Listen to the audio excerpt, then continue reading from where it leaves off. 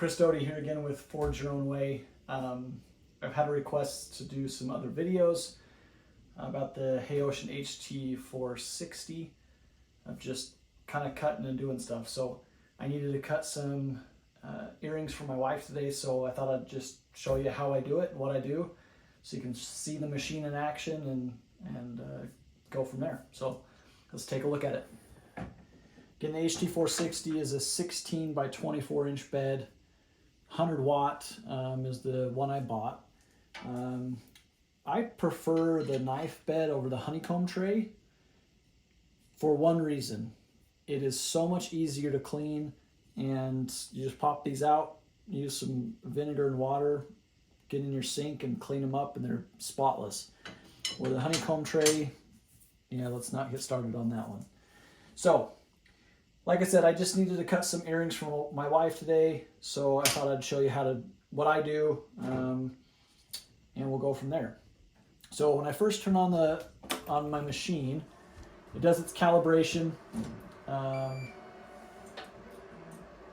and once it's calibrated, we're ready to go. So I'm using some solid walnut. I like pre-mask to pre-mask my stuff because it just makes it look clean, a lot less work after the fact. It's not fun taking all the pre-mask off, but it's better than sanding, in my opinion. So, first things first, set that on my bed, and I'm gonna have to move my laser head over to adjust for my focal height. So I'll bring the laser head over, and you can use your autofocus. I've just gotten used to using my manual. So I will kind of take this and adjust my Z-axis till it's where I want it. And basically you have a little laser pointer right here that will point onto your wood, kind of show you right where you're going to be cutting, and you can adjust that so that it's perfect. And you want it to be perfect because then when you're framing your material, your job, it's a lot easier to know exactly where you're at, and you can utilize as much wood as possible. So let's take a look at the computer now, and we'll figure out what we're going to cut. So, all right, so I design in Illustrator. My wife does as well. She's a graphic designer, and so we use Adobe Illustrator. You can use any design program you want, but these are the little jet earrings that we're going to be making. So you can use really any color scheme you want. I use red for cut, blue for score lines, and usually for an engrave I use black fills. So this is going to be just basic score and cut, and I don't need a ton of them, so I'm going to cut all of these out, and you can see I paired them together really nicely so that we can use as much wood as possible.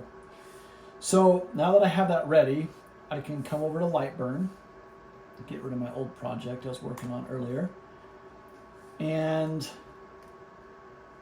we'll go back to here, and you can simply copy and paste your options, paste them in, and they'll come in here. Zoom in a little bit. Or you can import, or you can open. I'm on a Mac, so you can go to Finder and you can actually drag the file in.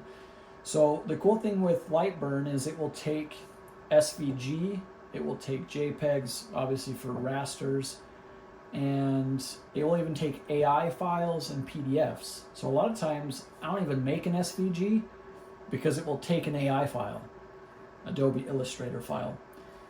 So a couple of side notes there. So now that I have my items in here, you can see it's automatically brought in. I have a score and a cut. They're both set to line. Your other option is a fill. I frankly never use offset fill, but I want these both to be lines. The first one's going to be a score line, and so to adjust that settings, you can adjust them here, or you can double click on it and it will open up a dialog box, and I'm going to adjust my score. Now you kind of have to test at first different materials and figure out what scores settings look good, what engrave settings look good, what cut settings will actually cut all the way through. And for me, on black walnut, it's pretty soft. So I like a 40 speed, 17 power with a 10 minimum. Just what works good for me. And so we can come down here to my cut setting. I have it at 25, and I'm going to bump that up to 42.5. Now again, you'll probably have to figure out your own settings. This is just what I know works for this particular wood. So we have our settings ready to go. A couple things to do now is just to turn on all the noise. So we'll do that in just a second here. All right, so now we're going to talk about framing. So you can see the red dot down here on the wood. What I want to do is I'm going to start, and I can move my laser head, but I can also move the wood, right? So I'm going to come over to the edge of the wood because I want to maximize my usage here. And right about there looks okay. So now on my computer, I like to use, especially for small stuff like this, I like to use current position. So right here, there's current position, user origin, or absolute. I use current position, and I've selected the top right. So you can see this little green dot. It's gonna show, that's my starting point and my end point. So now that you can kind of see that, it's gonna frame down, around, and over. It's gonna frame that whole section. And I use the square frame. You can use the round frame, but typically I just use the square frame, and we'll show you what that looks like on the wood. You can also adjust the speed of your frame, and that's just under the Move tab under Speed. So we're gonna keep this at a slow, it's at 30, and we're just gonna test it because you can frame it as many times as you want. So let's see what happens. We'll frame. So you can see it's gonna show you the outermost edge of where it's gonna cut. So I can see that I'm going into my current cuts a little bit. So I'm gonna move that, reframe it, and that's too slow for my liking. So we're gonna speed it up a little bit. So as you can see, all right, so that's not gonna cause any issues. One thing I also like to use, my trusty dusty ankle weights that I never use. I use these for just a weight. So a lot of times I'll put that on the wood where I'm not going to be cutting, and that kind of just holds my wood in place so that it doesn't move. All right, so now that I have my ankle weight, we're already framed. I'll just frame it again just for the fun of it. All right, one more thing on the settings. The order of operations. So the first thing that's going to happen is it's going to do those score lines, and the next thing it's going to do is it's going to cut the red lines. So sometimes those will be flip-flopped. You do not want that, because once you cut, they could fall out, they could move, they could be out of the way. So you want to, I typically engrave, then score, then cut. And in this case I only have the two, so I'm going to make sure that I score first and then cut them out last. Cutting's typically always the last thing you want to do. So there's some fans in the door here. I have those off just for noise sake, but we're going to turn those on because I want air to come and push into the thing, which then the air exhaust will come out. So you can see I have my exhaust fan here, comes out the back, and then it's vented outside to help with getting rid of all the smoke. Also plugged into this is my air compressor for my air assist.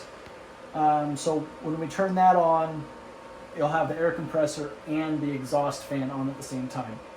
And then down here we have the chiller. Again, this came with it.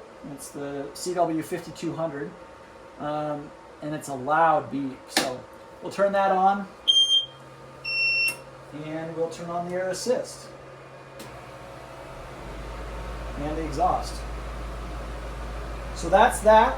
Now we'll set up the camera so that you can watch the cutting, and we'll go from there.